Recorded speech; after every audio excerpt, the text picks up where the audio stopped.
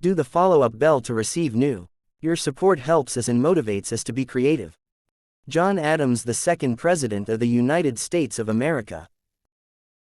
John Adams was born on October 30, 1735, to John Adams and Susanna Boylston. He had two younger brothers, Peter and Elihu. Adams was born on the family farm in Braintree, Massachusetts. His mother was from a distinguished medical family from modern-day Brooklyn, Massachusetts. His father was a deacon in the parish church, a farmer, a cobbler, and a lieutenant in the Massachusetts National Guard. John Adams Sr. worked as a local manager, a member of the local council, and oversaw the construction of schools and roads. Adams always praised his father and recalled their close relationship. About 1638, Adams's great-grandfather, Henry Adams, immigrated to Massachusetts from Braintree, Essex, England. Although he was brought up in a humble environment, Adams grew up with a sense of urgency to live up to his legacy, being of a Puritan family, which left the greatest impact on their region's culture, laws, and traditions. By the time John Adams was born, many Puritan beliefs, such as the belief in reparation, had died out, and many of their strict religious practices had moderated, but Adams continued to believe that they were the bearers of the torch of freedom, and its sacred cause above all. Adams stated that his parents had nothing but contempt for every person who believed in pornography, and noted in detail that they were the embodiment of indignity, inferiority, and immorality, resulting from any immorality. Adams later remarked that, as a child, I had the greatest blessing anyone could have, which was the presence of a mother who was caring and capable of cultivating the characters of her children. Being the eldest of his siblings, Adams was forced to obtain a formal education, which he began at the age of 6 in an elementary school for boys and girls. Lessons were held at the professor's home, and centered on the study of the New England Primer. Soon thereafter, Adams attended Braintree Latin School, where the curriculum included the study of Latin, rhetoric, logic, and arithmetic, and the school was run by Joseph Cleverly. Adams' early education was marked by unexplained absences, his dislike of his teacher, and his desire to work as a farmer. All discussions in this regard ended with his father's order that he should continue his education. "You must obey my orders." Adams' father hired a new tutor, Joseph Marsh, and his son John responded favorably to this tutor. Early years and education. Justice. University education and maturity. Justice. At the age of 16, Adams entered Harvard University in 1751. His teacher was Joseph Mahayu. As an adult, Adams was a serious academic scholar, studying the works of ancient writers such as Thucydides, Plato, Cicero, and Tacitus in the languages in which they wrote. Despite his father's hopes that Adams would become a priest, in 1755, after graduating with a Bachelor of Arts degree, Adams taught temporarily at Worcester School, while contemplating the nature of his eventual profession. In the next 4 years, Adams pursued a privileged position, and was determined to become a great man. Thus, he decided to switch to the legal profession to achieve his goals, and wrote to his father that he found in lawyers noble and honorable achievements, while among the priests, he found the artificial holiness of some of the most morons. His ambitions conflicted with his Puritan beliefs, which resulted in some reservations about what he himself called the emptiness of content, and his failure to share happiness with his fellow men. With the outbreak of the French and Indian War in 1754, a conflict broke out within the 19-year-old Adams over his responsibility in the fighting, after witnessing many of his peers to the war for money. Adams later said, "I have always longed more to be a soldier than to be a lawyer," noting that he was the first in the family to turn back on the family's morals by giving up being an officer in the army. Continental Council. John Adams was a member of the Continental Congress from 1774 to 1778. In June 1775 he supported Washington's nomination as commander-in-chief with a view to promoting the union of the colonies.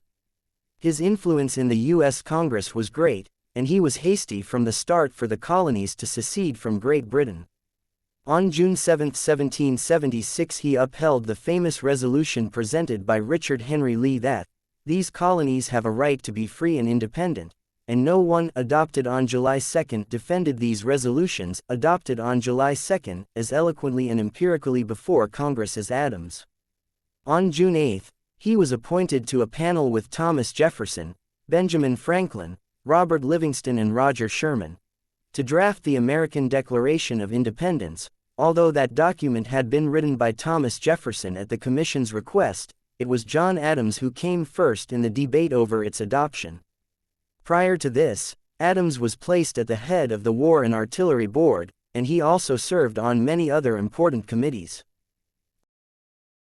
In Europe, in 1778 John Adams sailed for France to replace Silas Deane on the American Committee there. But while he was preparing to leave, that commission sealed the treaty required of the alliance, and immediately after his arrival he advised that the number of commissioners be reduced to 1. His advice was followed and he returned home in time to be elected to the convention that defined the Massachusetts Constitution of 1780, which remains the state's vital law. Together with James Bowdoin and Samuel Adams, he formed a subcommittee that drew up the first draft of the resolution, and most of the draft came from the pen of John Adams. Before the work was finished he was sent back to Europe, and on the 27th of September 1779 was chosen as minister plenipotentiary to negotiate a treaty of peace and another treaty of trade with Great Britain. The conditions, then, were not suitable for peace. Moreover, the French government did not agree to the choice, since Adams was not flexible enough and they were initially suspicious of Count Vergennes. Thereafter, Benjamin Franklin, Thomas Jefferson, John Jay and Henry Lorenz were appointed to assist Adams. Jefferson did not go, and Lorenz played a small role in the negotiations. This left the negotiation process to the other three. Gay and Adams had doubted the good intentions of the French government. They decided to deviate from their instructions which required them to make all necessary secret and frank communications on all matters to the ministers of their ally, the King of France. They do not follow anything of the peace or armistice negotiations without their knowledge or encounter, and finally to govern themselves on the advice and counsel of the king, and instead dealt directly with the British commissioners, without consulting the French ministers. During the negotiations Adams was particularly determined to recognize the United States' right to the fisheries along the British-American coast of America. Political conditions in Great Britain at the time made the completion of the peace almost necessary for the British ministry, and in the end the American negotiators succeeded in securing a proper treaty.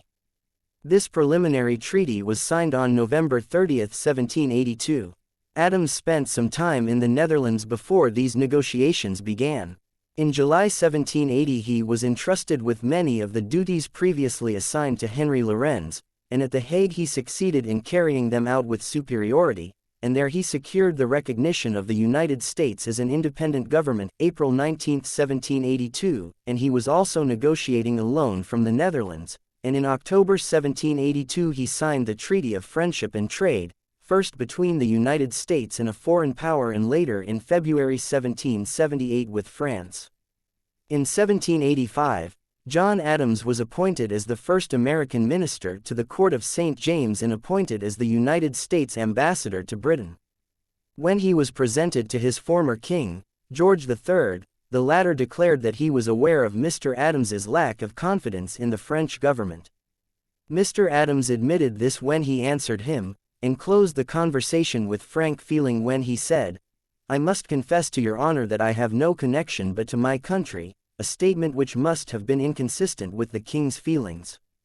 While living in London, Adams published a defense of the Constitution of the Government of the United States, 1787. In this work he effectively fought against the views of Turgot and other European writers regarding the arbitrariness of the framework of official governments.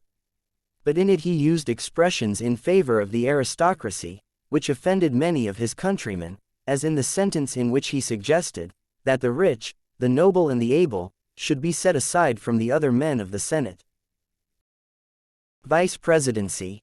Adams and Washington ran in the first presidential election in 1789, and Washington won the vote of most of the electorate, and Adams' defeat was partly due to his problems defending the Constitution. Adams was later declared vice president, but he began his 8 years in office, 1789–1797, by complaining and suspicious of several notable men. Differences of opinion regarding the policies to be pursued by the new government led to the formation of two well-defined political groups, the Federalists and the Republican Democrats, and Adams became recognized as one of the leaders of the Federalists, succeeding to Alexander Hamilton. Chair: Washington refused to run for a third term in 1796, and Adams was elected president and defeated Thomas Jefferson. Nevertheless, Alexander Hamilton and other Federalists demanded that a vote should be given to Adams and Thomas Pinckney, the other Federalist in the election, in order to disqualify Jefferson, who had been elected vice president, and also in the hope that Pinckney would receive more votes than Adams, and so under the system then be elected president, with it was planned to be in second place in the Federalist Party. Adams' 4 years as president, 1797–1801, were marked by a succession of intrigues that later plagued his life. It was also marked by events such as the passage of sedition and alien laws that tarnished the reputation of the Federalist Party. Moreover, the factional strife within the party itself, Adams and Hamilton became isolated, and Adams' ministers practically viewed Hamilton rather than the president as their political leader.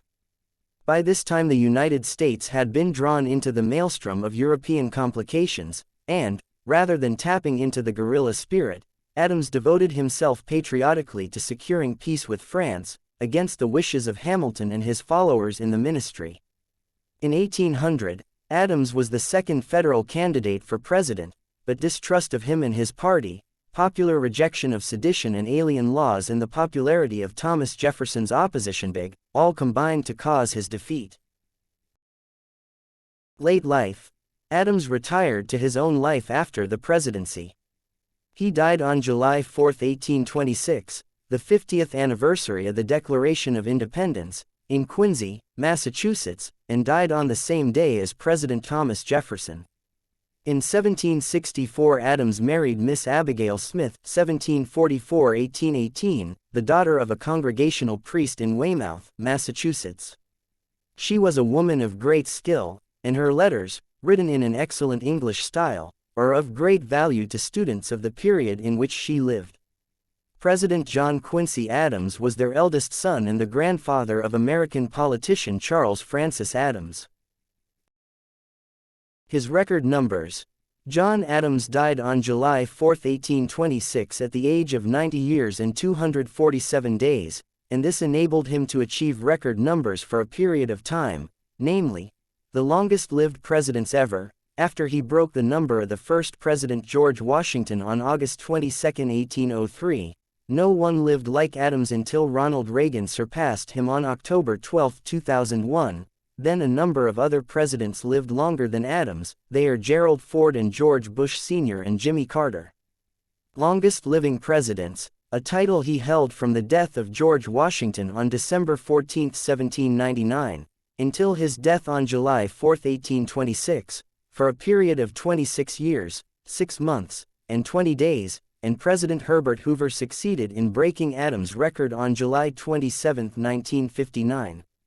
He had the longest retirement period among presidents, extending from the end of his term on March 4, 1801, until his death, for a period of 25 years, and 122 days, and Hoover also broke this number on July 5, 1958.